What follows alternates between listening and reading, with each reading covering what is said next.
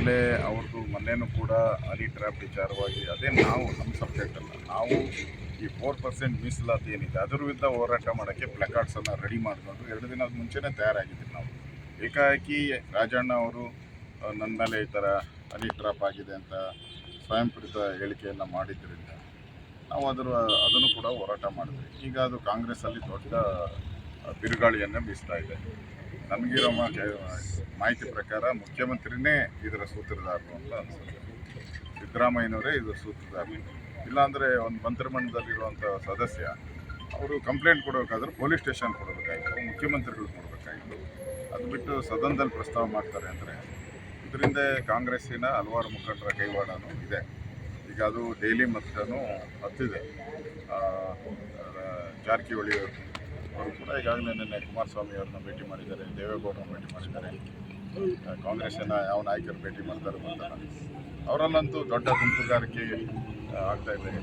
DK versus Siddaramaiah ಅನ್ನೋ ಒಂದು ಗುಂಪುಗಾರಿಕೆಯಲ್ಲಿ ಕರ್ನಾಟಕದಲ್ಲಿ ಒಂದು ರೀತಿ ಆಡಳಿತ ಕುಸಿದಿದೆ.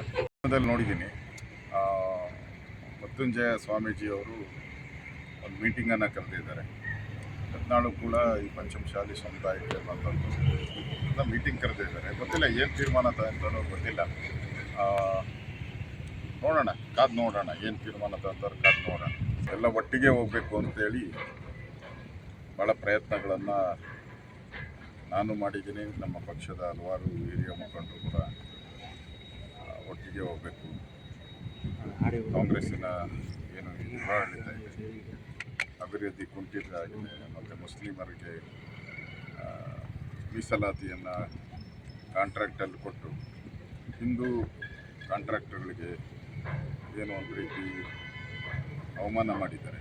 ಇದರೆಲ್ಲರ ವಿರುದ್ಧ ಹೋರಾಟ ಮಾಡಬೇಕು ಅನ್ನೋ ಉದ್ದೇಶ ಇಟ್ಕೊಂಡು ಎಲ್ಲ ಒಟ್ಟಿಗೆ ಹೋಗಬೇಕು ಅಂತ ಈ ಸರಿ ವಿಧಾನಸಭೆಯಲ್ಲಂತೂ ಕೂಡ ವಿರೋಧ ಪಕ್ಷನೇ ಭಾಳ ಹೆಚ್ಚಿನ ಒಂದು ಹೋರಾಟವನ್ನು ಮಾಡೋ ಮುಖಾಂತರ ಆಡಳಿತ ಪಕ್ಷವನ್ನು ಕಟ್ಟಾಕುವಂಥ ಪ್ರಯತ್ನವನ್ನು ಮಾಡಿದೆ.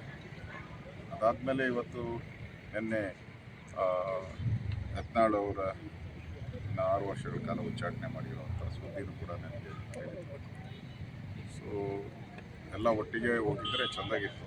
ಆದರೆ ನಮ್ಮ ಕೇಂದ್ರದ ನಾಯಕರು ಏನು ತೀರ್ಮಾನ ತೆಗೆದುಕೊಂಡಿದ್ದಾರೆ, ಆ ತೀರ್ಮಾನಕ್ಕೆ ನಾವೆಲ್ಲರೂ ಕೂಡ ಬದ್ಧರಾಗಿರ್ಬೇಕಾಗ್ತದೆ.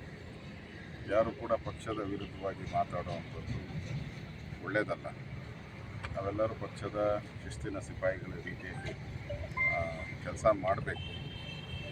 ಆ ನಿಟ್ಟಿನಲ್ಲಿ ನಮ್ಮ ಕೇಂದ್ರ ನಾಯಕರು ಏನು ತೀರ್ಮಾನ ತೆಗೆದುಕೊಂಡಿದ್ದಾರೋ ಆ ಪ್ರಕಾರ ನಾವು ನೋಡಬೇಕು.